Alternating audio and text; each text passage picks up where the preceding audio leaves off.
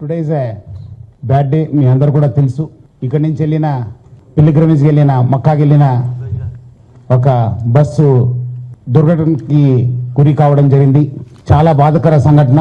Governor అయిన ముఖ్యమంత్రి శ్రీ రేవంత్ రెడ్డి గారు, మన చీఫ్ సెక్రటరీ రామకృష్ణారావు సారు, మన డీజీపీ శ్రీధర్ రెడ్డి సారు, అందరూ అధికారులు అక్కడ ఉన్న పరిస్థితి పైన చాలా విచారం వ్యక్తం చేశారు, దిగ్భ్రాంతి వ్యక్తం చేస్తూ అన్ని ఆఫీసర్స్ అందరు కూడా ఆదేశం ఇవ్వడం జరిగింది.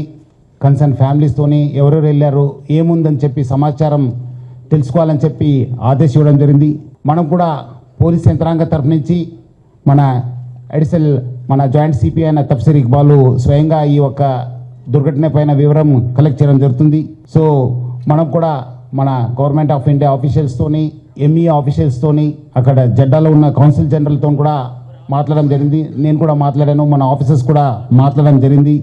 త్వరలోనే అక్కడ ఎంతమంది ఆ బస్సులో ప్రయాణించారు, ఎంతమంది దుర్ఘటనకి గురి అయినారని చెప్పి మనము సమాచారం కలెక్ట్ చేయడం జరుగుతుంది. సో మొత్తం అక్కడ 46 మంది ఆ బస్సులో ఉన్నారని చెప్పి ప్రాథమిక సమాచారం మనకు తెలిసింది. దాంట్లో ఒక సర్వైవర్ ఉన్నారు, మొహమ్మద్ షోయబ్ అని చెప్పి, ఆయనకు ఐసీయూలో ట్రీట్మెంట్ జరుగుతుందని చెప్పి తెలిసింది.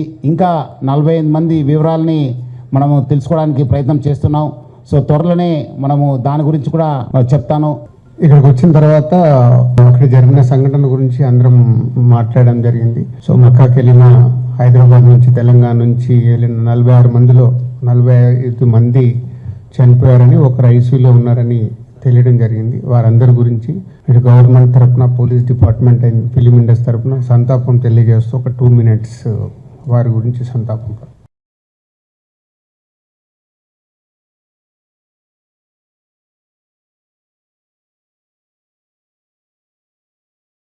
ప్రకారము ఆ జరిగిన సంఘటన పైన ఆ టీము ఇక్కడి నుంచి బృందము 9th నవంబర్ నుంచి 23 దాకా వాళ్ళ ఒక ట్రావెల్ ప్లాన్ ఉంది.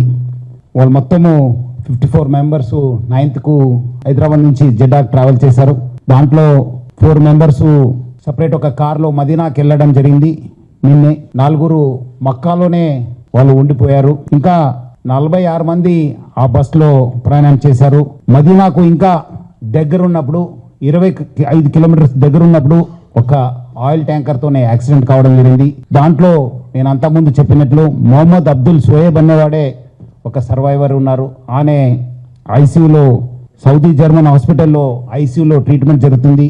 ఇంకా 45 మంది చనిపోయారని చెప్పి మనకు ఇప్పుడే తెలుస్తుంది. వాళ్ళు లోకల్ హాస్పిటల్కి షిఫ్ట్ చేశారని చెప్పి తెలిసింది. వాళ్ళందరూ కూడా పోయిన వాళ్ళు 23rd వాళ్ళు రిటర్న్ టికెట్ ఉండింది జెడ్డా నుంచి హైదరాబాద్కు. ఇంకా ఎవరెవరు ఏమేమో ఎక్కడి నుంచి అనేది మనము ఆ ఒక సమాచారంని రాష్ట్ర ప్రభుత్వము, హైదరాబాద్ పోలీస్ కూడా కలెక్ట్ చేయడం జరుగుతుంది.